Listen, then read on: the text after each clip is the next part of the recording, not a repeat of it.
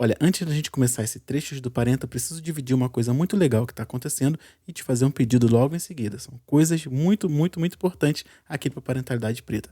A primeira é que o Spotify está recomendando bastante o Parentalidade Preta para pessoas que não conhecem o podcast. Ele está aparecendo na tela de pessoas que nunca ouviram falar. Então, se você chegou aqui a partir de uma recomendação do Spotify, seja muito bem-vindo ou bem-vinda. A gente estava aqui te esperando.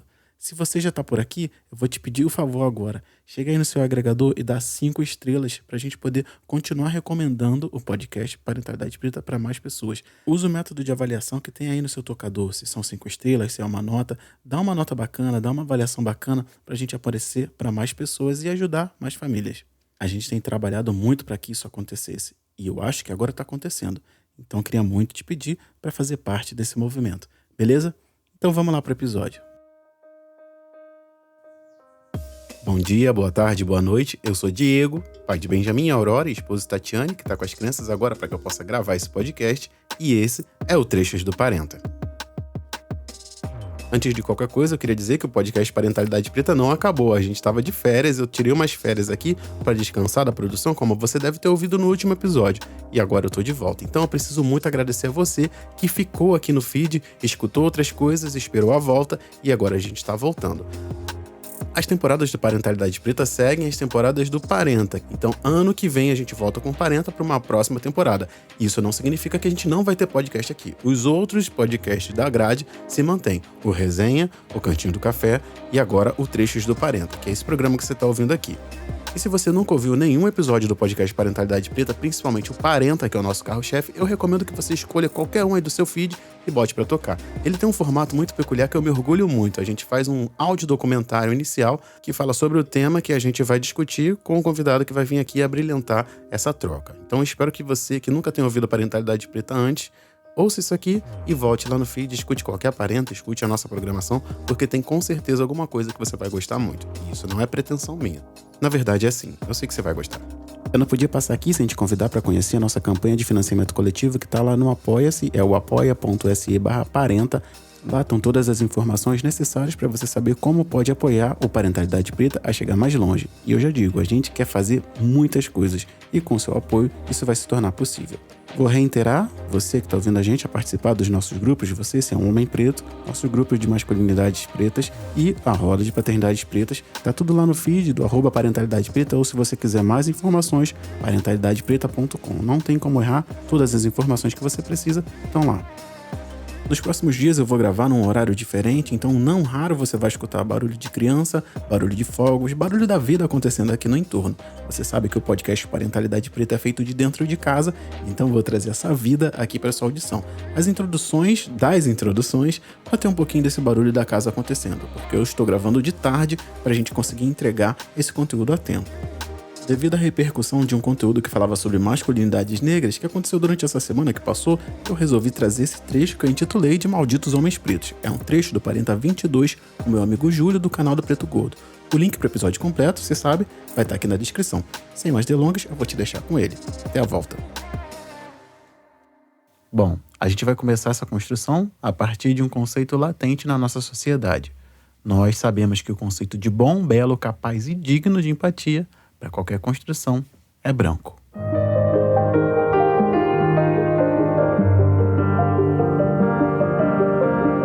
Você discorda? Então vê se você se lembra daquele vídeo que correu nas redes há um tempo atrás e constantemente está de volta, de 2 crianças interpretando uma situação onde elas estavam perdidas.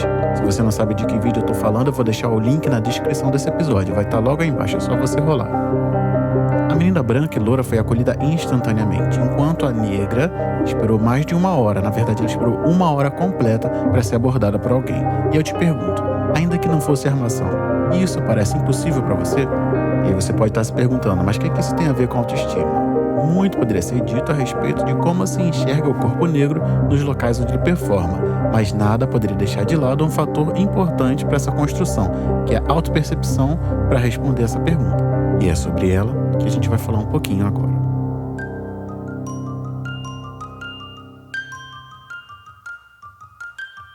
A gente precisa entender e admitir que qualquer construção feita para a masculinidade no Ocidente, que é onde a gente vive, vem de um modelo criado por ele mesmo, o Ocidente, é claro.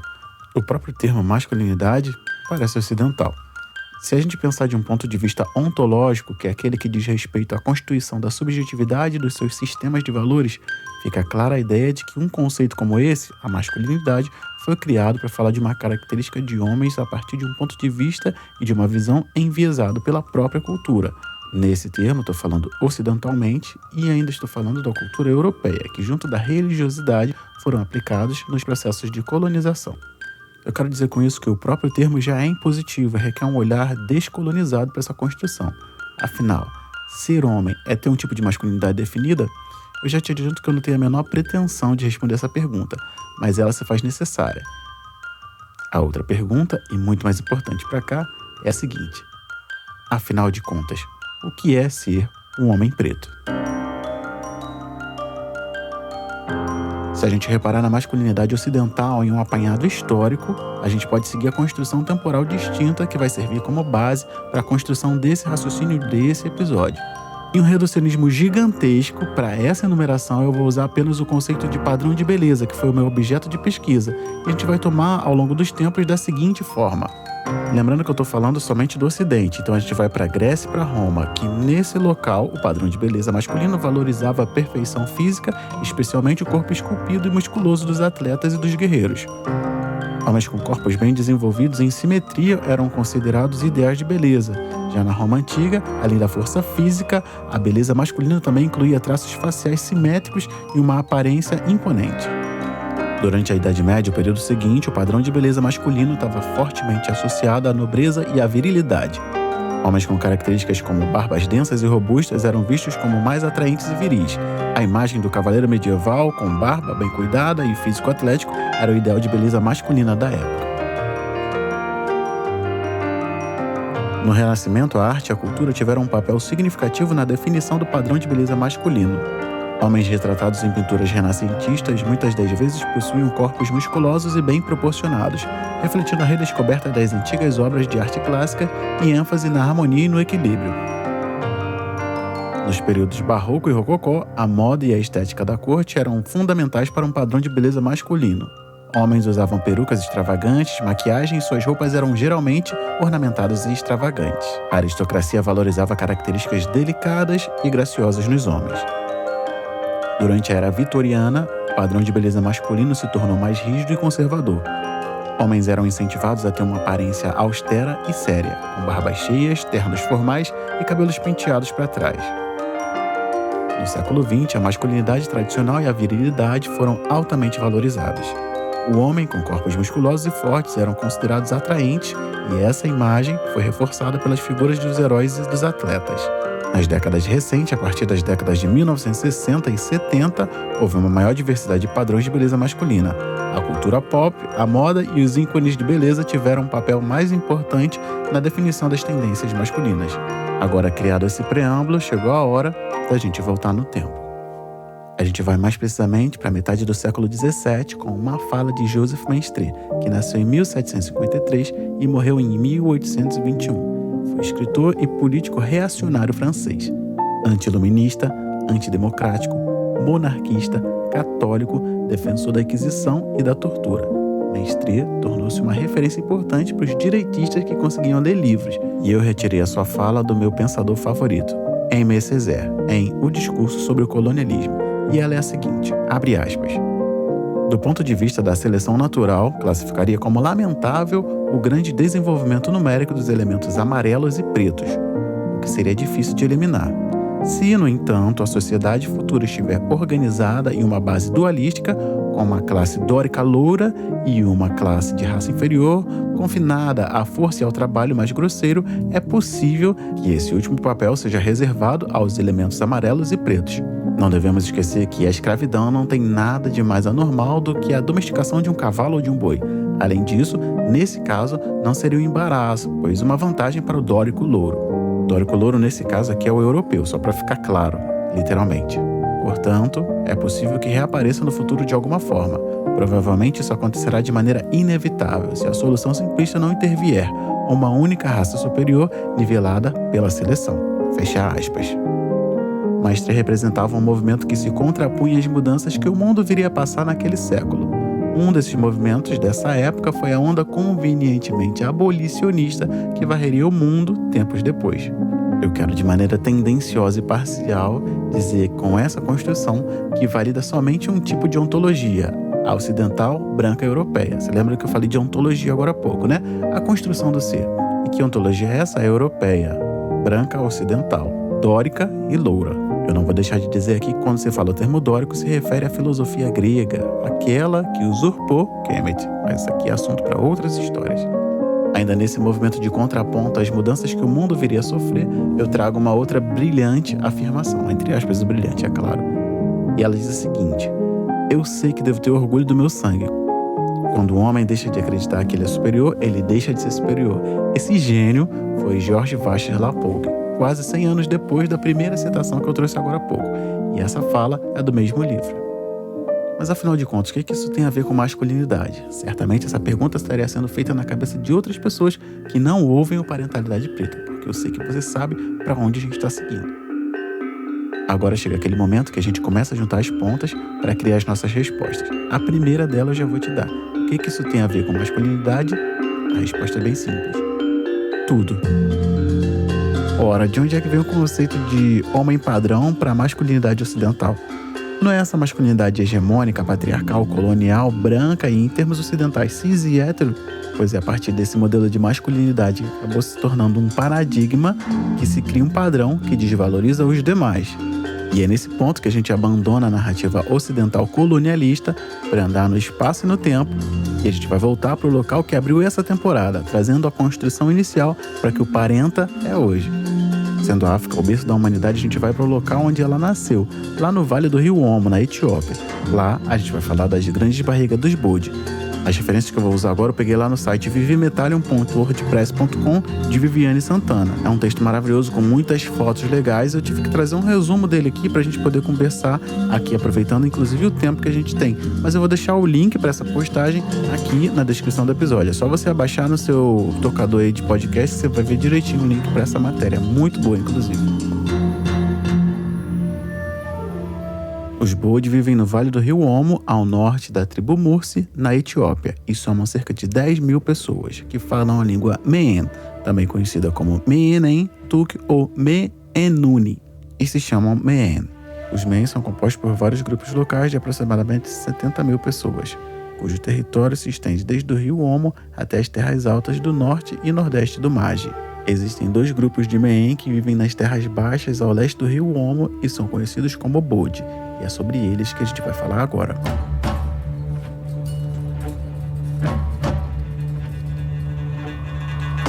Eles são considerados como os mais puros, pois mantêm a subsistência pastoral e os valores de seus antepassados. Segundo a tradição Bode, os antepassados dos clãs mais prestigiados costumavam viver a oeste do Omo e atravessaram o rio cerca de 12 gerações antes.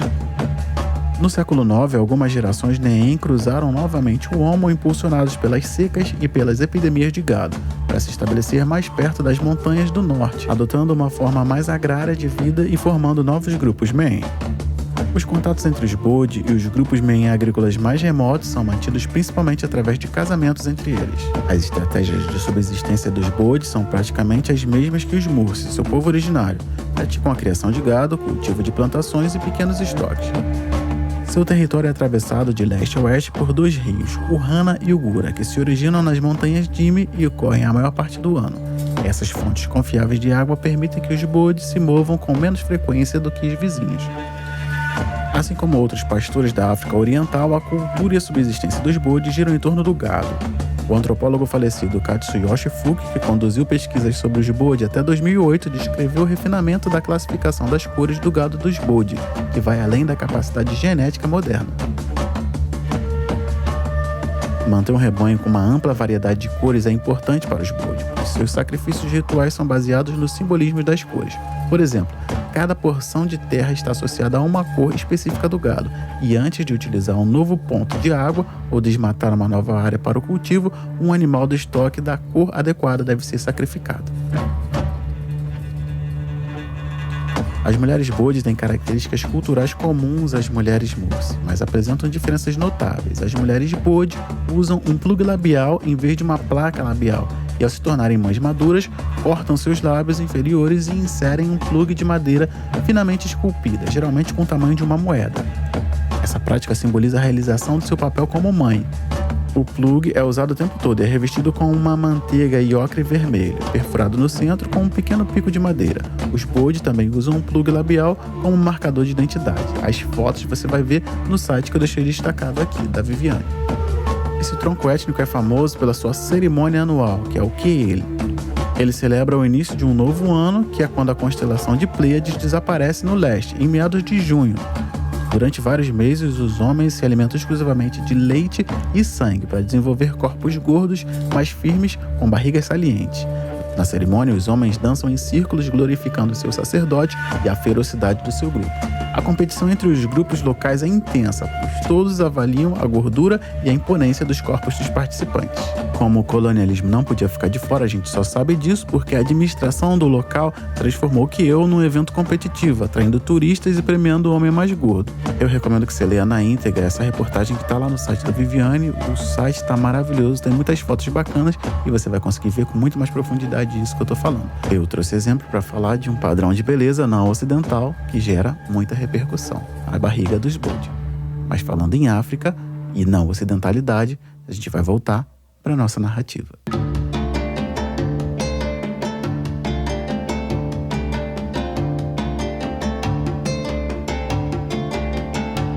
O trabalho de Oyeronke Oyewumi, professora associada da SUNY Stony Brook, nos Estados Unidos, nascida na Nigéria, estudou na Universidade de Ibadan e na Universidade da Califórnia, em Berkeley, tem em seu livro Epistemologia de Gênero na África uma análise crítica sobre como as concepções ocidentais de gênero, especialmente masculinidade e feminilidade, foram aplicadas e reinterpretadas em contextos africanos. Ele examina como a colonização e a evangelização do continente africano introduziram esses conceitos e papéis de gêneros ocidentais, muitas das vezes de maneira inadequada, gerando impactos profundos nas sociedades locais. Oyewumi argumenta que as características binárias de gênero, como masculino e feminino, são construções culturais específicas do Ocidente e não podem ser aplicadas acriticamente em todas as culturas. A imposição dessas categorias a realidades culturais diversas e complexas levou a interpretações distorcidas das entidades de gêneros em muitas sociedades africanas. Um exemplo claro disso é a maneira como as categorias ocidentais de gênero foram usadas para perpetuar a desigualdade de gênero em algumas culturas africanas. Por isso é importante ressaltar que muitas das vezes, quando eu critico o machismo e digo que não é uma invenção nossa, é por causa desse tipo de atitude, da imposição de papéis de gêneros em um contexto africano que não se dividia por essa parte, por esse contexto, por esse fator. A imposição de papéis específicos de gênero com base em padrões ocidentais, supremacistas, cis, hétero, branco, louro, dórico, europeu e muitas outras características, com base nesses padrões, pode ter reforçado normas culturais que não necessariamente refletiam as tradições e as dinâmicas de gênero pré-existentes naqueles locais da África. Ela, Oyewumi, também critica a noção de que a masculinidade deve ser associada a traços ou comportamentos específicos, como agressividade, força física ou controle, muito característico ali do berço do norte, que a gente já falou aqui algumas vezes. Essas ideias são culturalmente construídas e não podem ser generalizadas para todas as culturas. Em muitas sociedades africanas, a masculinidade pode ser compreendida de maneiras diversas, relacionando-se a diferentes papéis e responsabilidades e características que não se encaixam necessariamente nos estereótipos ocidentais, retomando o contraponto dos bode com os padrões de beleza que a gente veio falando aqui ao longo dessa construção. É só você perceber, são bem diferentes. Ela propõe e enfatiza a importância da abordagem culturalmente sensível ao analisar questões de gênero em contextos africanos, destacando a diversidade de experiências e perspectivas dentro das sociedades africanas. Ainda instiga um diálogo crítico sobre a identidade de gênero e questiona a universalidade dos conceitos ocidentais. Conceitos esses que foram criados para gerar em você, um homem africano em diáspora, um homem preto, uma inadequação.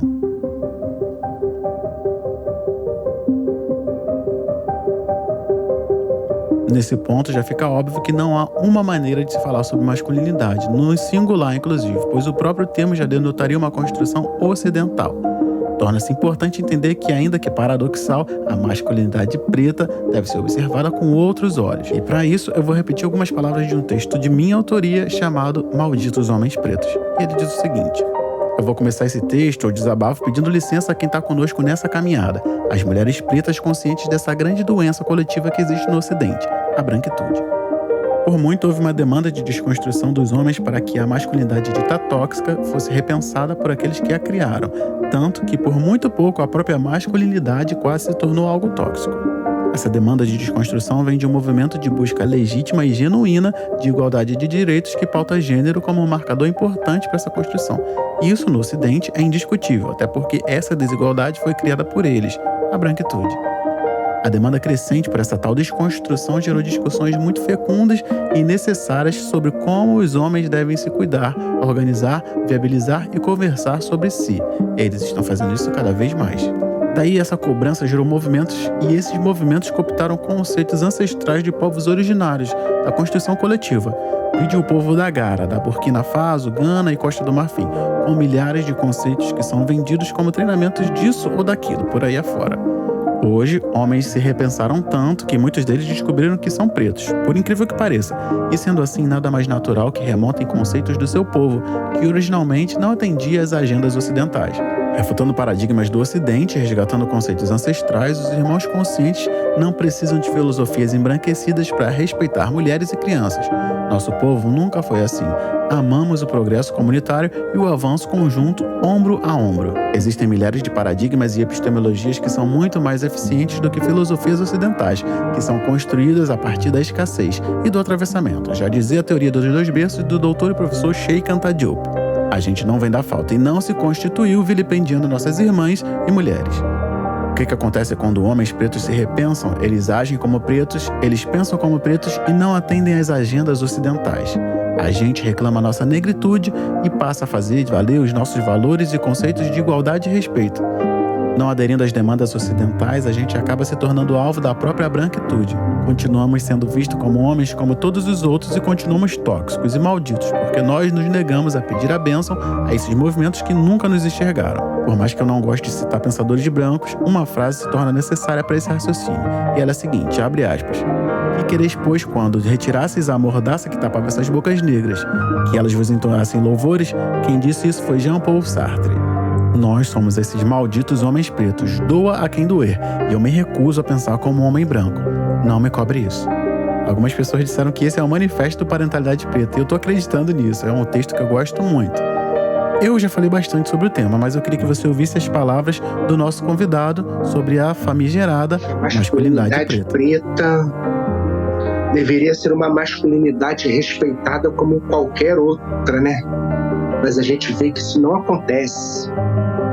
É uma masculinidade pautada muito, ainda hoje, lutando contra racismo estrutural, lutando contra machismo estrutural. Eu acho que esses dois itens, eles estão assim intrinsecamente ligados e você ao mesmo tempo não consegue dissociar um do outro porque eles sempre estão juntos.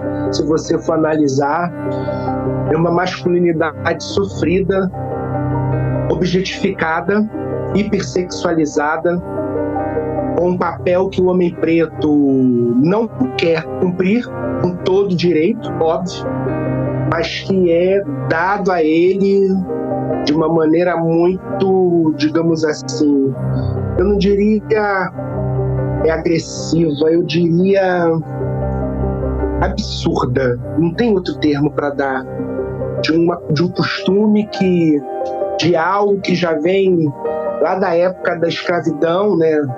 Aí a gente está falando do século XVII, XVIII, e assim, padrões e construções sociais que perduram até hoje, de que tentam fazer com que que tentam permear essa masculinidade dessa maneira, e assim, é desumano. Hoje a masculinidade preta é isso, é uma masculinidade criada e tentada a ser incutida em nós, homens pretos, e que nós já estamos há muito tempo gritando, chega abaixo, não estamos mais aceitando. A gente vai encerrando o mês de julho, foi quando eu escolhi falar sobre masculinidade preta, te convidando a conhecer todo esse projeto, que passou pelo Instagram e aqui pelo podcast também. A gente falou sobre muita coisa, mas falou basicamente sobre o amor ao homem preto. Esse sentimento que é tão importante, que salva e constrói vidas. Eu espero que você tenha raciocinado em cima de coisas que quebrem paradigmas que você tenha a respeito dessa masculinidade. Mas se você está aqui, eu tenho certeza que algumas coisas já estavam muito bem construídas. Eu queria te convidar para pensar nesse homem preto em diferentes fases da vida. Aquele que nasceu agora, aquele que ainda não nasceu, aquele que está aqui do seu lado e aquele que já foi embora. Que a gente pudesse ressignificar muitas coisas que foram construídas em cima dessa subjetividade, tão vilipendiada de várias formas. Se você chegou até aqui, saiba que eu vou deixar todo o projeto catalogado e organizado numa página lá no site do Parentalidade Preta, que é o parentalidadepreta.com, onde você vai poder acompanhar esse projeto e os que virão do mesmo tema ao longo dos anos. Vai ser um local exclusivo onde a gente vai falar sobre as masculinidades aplicadas às paternidades. É para isso que o Parentalidade Preta serve. E eu criei esse local para que a gente pudesse falar sobre paternidade com os nossos, com um contexto racial. Não adianta, aqui é raça primeiro. Julho de 2023 foi a primeira parte desse projeto.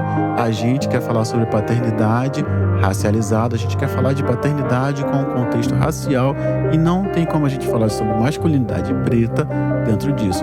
Então toda a discussão do Parentalidade Preta começa na masculinidade e vai até a paternidade. Não à toa que o mês de julho antecede o mês de agosto. E se esse mês nós estamos falando sobre masculinidade, mês que vem a gente vai continuar falando sobre ela aplicada à paternidade. Eu quero falar com você que tem filhos, não tem filhos, que quer ter filhos ou que está evitando.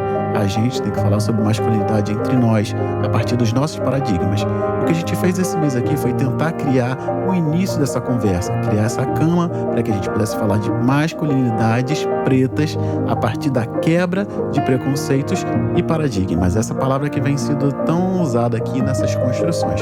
A gente precisa quebrar muita coisa que foi imposta a gente por quem não nos conhecia. Esse episódio, principalmente essa introdução aqui, é pra gente dizer que o que nos foi dito sobre masculinidade nos foi dito por um olhar de quem nos colonizou. E a gente precisa descolonizar essa masculinidade. Eu não consigo fazer isso aqui sozinho, preciso da ajuda de muita coisa. E hoje a gente vai contar com a ajuda do meu amigo Júlio, do canal do Preto Gordo. Eu queria terminar esse mês dizendo uma coisa bem simples e muito potente, que se a gente ouvisse mais vezes, poderia mudar a narrativa de muitas pessoas. Eu termino essa introdução te convidando a dizer para alguém mais uma vez e mais uma vez: eu te amo, homem preto. Então é isso. Espero que você tenha gostado desse trecho do Parenta. A gente se vê daqui a 15 dias com outro trecho. Até lá, dá uma escutada em tudo que você puder aí da grade e considere colaborar na nossa campanha de financiamento coletivo. A gente se vê daqui a 15 dias. Não deixe de dar um pulo lá no apoia.se/parenta. O link tá na descrição desse episódio. Não tem como errar. Se tiver dúvidas, me chama lá na DM que eu te mando o link direto, falo com você a respeito da campanha. Vai ser muito bacana a gente conseguir chegar em outros lugares. Muito obrigado por ter dado play nesse episódio, por ter me emprestado durante esse tempo o seu tempo e seus ouvidos. E a gente se vê daqui a 15 dias. Tamo junto. Qualquer coisa já sabe. @Parentalidade Preta. Não deixa de avaliar e recomendar o Parentalidade Preta para alguém que você saiba que se interessa pelo tema. E a gente se vê numa próxima.